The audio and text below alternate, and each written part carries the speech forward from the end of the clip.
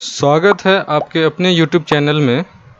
आज हम पढ़ेंगे दो चर वाले रैखिक समीकरण युग्म में समीकरणों की तुलना कर हमको पता करना है कि दिए गए समीकरण का आलेख एक दूसरे को प्रतिच्छेद करते हैं, समांतर हैं या संपाती हैं। और सीखेंगे दोनों समीकरण का हल अद्वितीय है, अनेक है या कोई हल नहीं है, या और हम सीखेंगे कि उसके हल संगत है या असंगत है। सिर्फ उसकी तुलना करना है, दो समीकरण की तुलना करना है।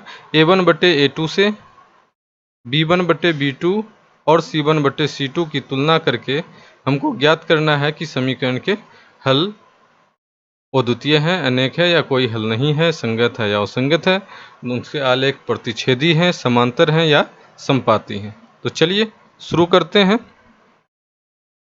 सबसे पहले प्रतिच्छेदी, समांतर और संपाती समझते हैं।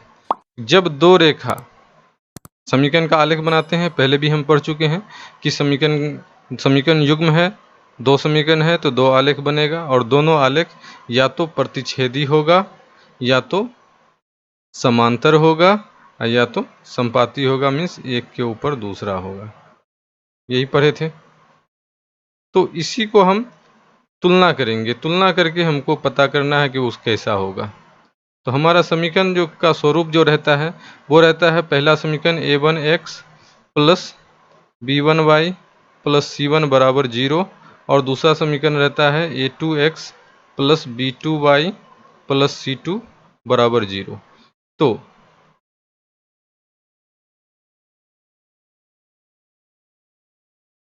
अगर हमारा a1/a2 बराबर नहीं रहता है b1/b2,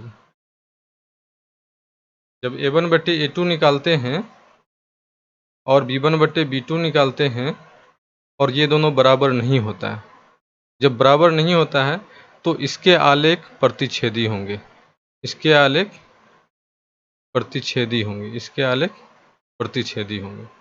जब a1/a2 बराबर हो जाता है b1/b2 के, लेकिन बराबर नहीं होता है c1/c2 के, तो हमारा आलेख समांतर होगा, तो हमारा आलेख समांतर होगा इस तरह से।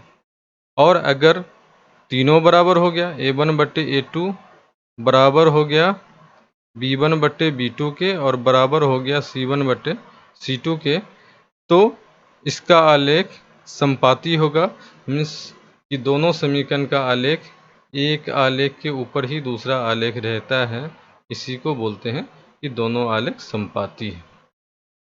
तो प्रतिच्छेदी कब होगा? जब a1/a2 बराबर नहीं रहेगा b1/b2 के, तो प्रतिच्छेदी होगा। जब a1/a2 बराबर रहेगा b1/b2 के, लेकिन बराबर नहीं रहेगा c1/c2 के, तो समांतर होगा। और a1/a2 b1/b2 और c1/c2 तीनों बराबर होगा तो संपाती होगा। तो चलिए इसके लिए हम शर्त समझ गए कि a1/a2 और b1/b2 c1/c2 की तुलना करके हम बता सकते हैं कि उसका आलेख प्रतिच्छेदी है या समांतर है या संपाती है। चलिए आगे बढ़ते हैं। अब हम कैसे समझेंगे कि उसका हल अद्वितीय है, अनेक है या कोई हल नहीं है। फिर हमारे पास वही दो समीकरण रहेगा, a1x plus b1y plus c1 बराबर 0, और दूसरा समीकरण रहेगा a2x plus b2y plus c2 बराबर 0। इन्हीं दोनों समीकरण की तुलना करना और बताना है कि अद्वितीय कब होगा, अनेक कब होगा या कोई हल कब क्यों नहीं होगा। तो जब हम पहले पढ़े थे कि a1/a2 बराबर नहीं होगा b1/b2 का, तो इसका हल कैसा रहता है? प्रतिच्छेदी रहता है। इसका आलेख जो है प्रतिच्छेदी मतलब एक हल होता है, मीन्स अद्वितीय हल। तो ये शर्त किसके लिए हो जाएगा? अद्वितीय हल के लिए हो जाएगा, अद्वितीय हल। और इसका आलेख प्रतिच्छेदी जो पीछे पढ़ चुके हैं, ये वाले शर्त में प्रतिच्छेदी होगा और अद्वितीय हल होगा। अनेक हल अब पढ़ते कोई हल नहीं। a1/a2 मान लो बराबर हो गया b1/b2 के, लेकिन c1/c2 बराबर नहीं हुआ, तो इसका होगा कोई हल नहीं, कोई हल नहीं। यही था हमारा समांतर वाला। मीन्स एक आलेख, एक समीकरण का आलेख इस तरह रहेगा, दूसरे समीकरण का आलेख भी इस तरह रहेगा, और ये दोनों आपस में समांतर रहेंगे। दोनों को चाहे आगे पीछे किधर भी बढ़ा दें, एक दूसरे को प्रतिच्छेद नहीं करेंगे, तो इसी को बोलते समांतर। और समांतर है तो उसका कोई हल नहीं है, क्योंकि दोनों में कोई उभयनिष्ठ बिंदु नहीं मिलेगा। तीसरा था a1 बट्टे a2 बराबर हो b1 बट्टे b2 के, और c1 बट्टे c2 के भी बराबर हो। जब तीनों बराबर होता है तो इसका होता है अनेक हल, तो इसका होता है अनेक हल। इसमें क्या होता है कि एक समीकरण का आलेख रहता है, उसी के ऊपर दूसरा समीकरण का भी आलेख रहता है, बिल्कुल संपाती रहता है। इसलिए हम इसमें जो है उभयनिष्ठ बिंदु बहुत सारे होते हैं, और उभयनिष्ठ बिंदु को ही हल कहा जाता है, इसलिए इसके अनेक हल होते हैं। चलिए आगे बढ़ते हैं। अब है संगत या असंगत। हल संगत है या असंगत है, तो जिसका हल निकलेगा तो वो संगत, जिसका हल नहीं निकलेगा वो असंगत। तो हल जब हमारा a1 बट्टे a2 बराबर नहीं होता है b1 बट्टे b2, तो इसका अद्वितीय हल होता है। अद्वितीय हल, अद्वितीय हल का मतलब कोई दूसरा हल नहीं, इसको बोल सकते हैं एक हल, सिर्फ एक हल। तो एक हल तो निकला, हल है तो संगत है, हल है तो संगत है। फिर अनेक हल वाला क्या था, a1 बट्टे a2 बराबर हो b1 बट्टे b2 के, और बराबर हो c1 बट्टे c2। इसमें क्या था, अनेक हल। अनेक हल रहेगा तो भी संगत, हल तो है, चाहे एक रहे या अनेक रहे, हल है तो वो संगत होगा, उसका हल संगत होगा। और संगत कब होगा, जब हल नहीं निकलेगा। जब a1 बट्टे a2 बराबर है b1 बट्टे b2 के, और बराबर ना हो c1 बट्टे c2 के, तो हम कहते हैं कोई हल नहीं है।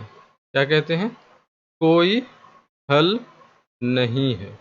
और जब कोई हल नहीं है तो इसका हल हो जाएगा वो संगत। उम्मीद है आप समझ रहे हैं। चलिए अब कुछ एग्जाम्पल से समझते हैं।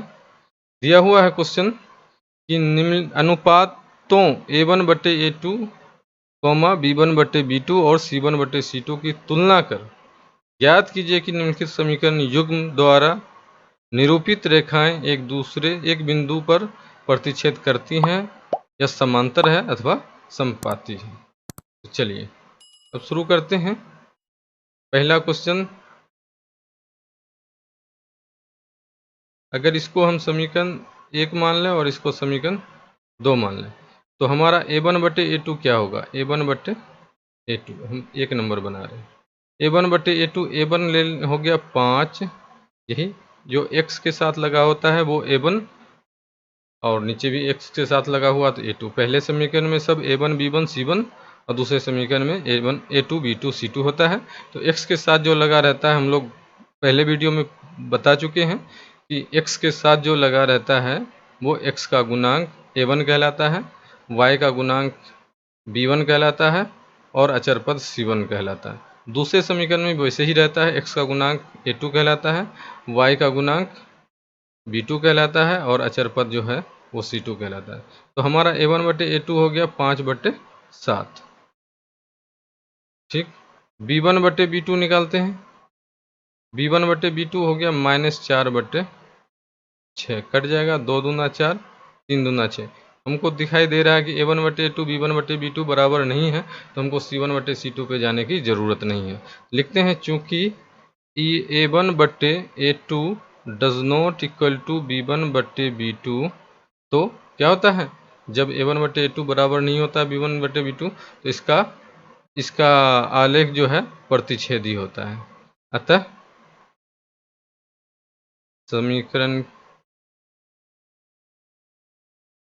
समीकरण युग्म द्वारा निरूपित रेखाएं एक बिंदु पर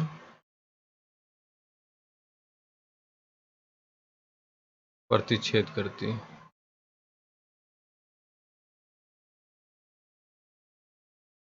क्लियर है? उम्मीद है ये वाला समझ में आ गया। दूसरे एग्जाम्पल से समझते हैं।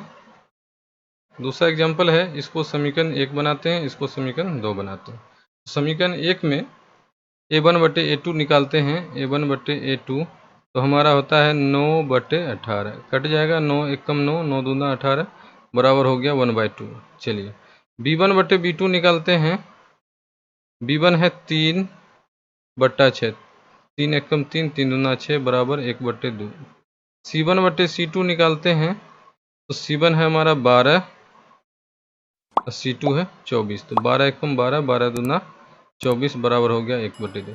तो हमको देख रहे हैं A1/A2 का मान भी 1/2 है, B1/B2 का मान भी 1/2 है और C1/C2 का मान भी 1/2 है। इसका मतलब तीनों बराबर है। तो लिखेंगे चूंकि A1/A2 बराबर है B1/B2 बराबर है C1/C2, तो हम बताए थे जब तीनों बराबर होता है तो ये इसका आलेख एक दूसरे पर संपाती रहता है। तो लिखेंगे अतः समीकरण युग्म द्वारा निरूपित रेखाएं एक बिंदु पर संपाती नहीं, रेखाएं संपाती हैं। तो हम लिख देंगे अतः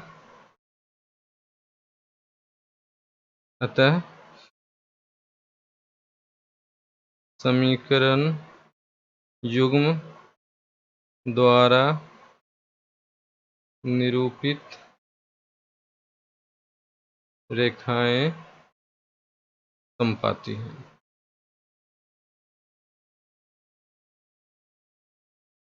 तो 2 नंबर का ये हो गया।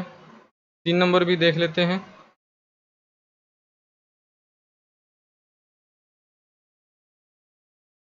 तीन नंबर में इसको समीकरण 1 बनाते हैं, इसको समीकरण 2 बनाते हैं। तो A1/A2 की तुलना करते हैं, A1/A2 निकालते हैं। A1 हो गया हमारा 6, A2 हो गया 2, तो ये हो गया 6/2, कट जाएगा, 2 1 जा 2, 2 3 जा 6 बराबर हो गया 3/1। B1/B2 निकालते हैं, B1 हमारा हो गया -3 और B2 हो गया -1, माइनस माइनस खत्म, ये हो गया 3/1। C1/C2 निकालते हैं, C1 हमारा 10 है और C2 9 है, 10/9, ये दोनों नहीं कटेगा। तो A1/A2 और B1/B2 तो बराबर है, लेकिन C1/C2 बराबर नहीं है। तो लिखेंगे चूंकि A1/A2 बराबर है B1/B2 के, लेकिन C1/C2 जो है does not equal to C1/C2। तो जब ऐसा रहता है तो क्या होता है, इसका कोई हल नहीं होता है और इसके आलेख क्या होते हैं, समांतर होते हैं। तो लिखेंगे अतः समीकरण युग्म द्वारा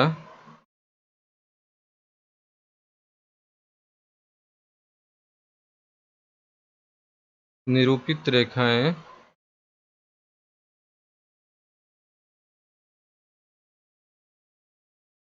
समांतर हैं।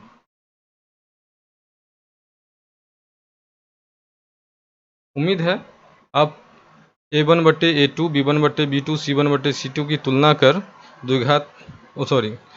दो चर वाले रैखिक समीकरण युग्म की तुलना करके पता कर सकते हैं कि उसका आलेख जो है प्रतिच्छेदी होगा, समांतर होगा या संपाती है। चलिए आगे बढ़ते हैं। अब है फिर से दूसरा क्वेश्चन है कि A1/A2, B1/B2, C1/C2 की तुलना कर ज्ञात कीजिए कि निम्नलिखित रैखिक समीकरण युग्म संगत है या असंगत। सिर्फ चेक करना है कि संगत है या असंगत। तो बस वही है, जिसके हल होते हैं वो संगत होते हैं और जिसके हल नहीं होंगे तो वो असंगत होंगे। तो एक एग्जांपल लेके समझते हैं। अगर क्वेश्चन 1 में हम इसको समीकरण 1 मानते हैं और इसको समीकरण 2 मानते हैं, तो A1/A2 निकालते हैं, A1/A2 तो हमारा निकल जाता है, A1 हो गया 3 और A2 हो गया 2, नहीं कटेगा। B1/B2 निकालते हैं, B1/B2, B1 हो गया 2 और B2 हो गया -3। हम देखते हैं ये दोनों आपस में 3/2, 2/3 बराबर नहीं है, तो हम लिख देंगे चूंकि A1/A2 does not equal to B1/B2। जब ऐसा रहता है तो अद्वितीय हल होता है, प्रतिच्छेदी होता है, इसका मतलब एक हल है। जब एक हल है तो हल संगत है, तो लिखेंगे अतः समीकरण के युग्म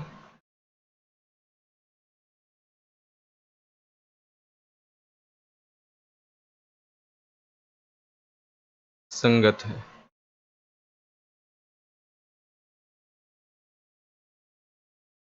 एक और एग्जाम्पल से समझते हैं इसको। 2 नंबर को, इसको समीकरण 1 बनाते हैं, इसको समीकरण 2 लेते हैं, तो हमारा हो जाएगा a1 बटे a2 कितना हो जाएगा, a1 हो गया 2, a2 हो गया 4, कट जाएगा 2 1 जा 2, 2 2 जा 4 इक्वल टू 1/2। b1 बटे b2 ज्ञात करते हैं, b1 हो गया -3 और b2 हो गया -6, माइनस माइनस खत्म, 3 एक कम 3 दूना, चलिए ये भी बराबर हो गया, 1/2 1/2 दोनों आ गया। c1 बटे c2 भी निकालना पड़ेगा। अब c1 बटे c2, c1 हो गया ये 8, 8 बराबर के उस तरफ है, लेकिन हमारा मानक रूप जो है वो है ax plus b by plus c बराबर 0 है, तो 8 को बराबर की इस तरफ लाएंगे तब उधर बराबर 0 होगा, इस तरफ जब +8 आएगा तो हो जाएगा -8, तो c1 हो गया -8 और c2 भी 9 बराबर की उस तरफ है, इस तरफ आएगा तो हो जाएगा -9, कर माइनस माइनस कट जाएगा। तुम देखते हैं a1 बटे a2 1/2 निकला, b1 बटे b2 भी 1/2 निकला, ये कटेगा नहीं तो 8/9 ही रहेगा, c1 बटे c2 बराबर नहीं होगा। तो लिखेंगे चूंकि a1 बटे a2 बराबर होगा b1 बटे b2 बराबर नहीं है c1 बटे c2। जब इस तरह की कंडीशन आते हैं तो उस समीकरण का कोई हल नहीं होता है, उसके आलेख समांतर होते हैं, तो हम कह सकते हैं जिसका कोई हल नहीं है तो उस समीकरण के युग्म वो संगत होंगे। तो लिख देंगे अतः समीकरण के युग्म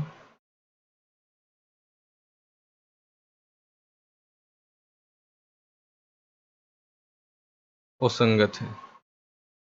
चलिए, बाकी 3 क्वेश्चन है, उसका जवाब आप लोग खुद तैयार करिए और पता करिए कि समीकरण युग्म जो है संगत है या असंगत है।